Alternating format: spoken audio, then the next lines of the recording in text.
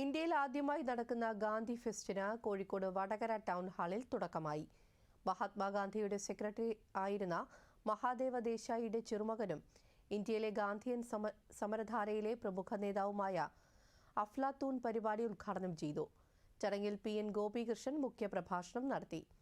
സാഹിത്യകാരൻ Kalpetta Narayanan ULCS souvenir പ്രകാശനം നിർവഹിച്ചു. കവി വീരാൻകുട്ടി സുവനീർ പരിചയപ്പെടുത്തി. രാജ്യത്തെ വർഗീയതയ്ക്കെതിരെ മഹാത്മാഗാന്ധിയുടെ ജീവിത പാഠങ്ങളെ പുനർവായിക്കേണ്ട കാലമായെന്ന് ഗാന്ധി ഫെസ്റ്റ് ഡയറക്ടറും ചരിത്ര ഗ്രന്ഥകാരനുമായ P. ഹരീന്ദ്രനാഥ് പറഞ്ഞു. Humanitarian aid, and they were stopped by the cruel fascist Zionist Israeli forces yesterday only.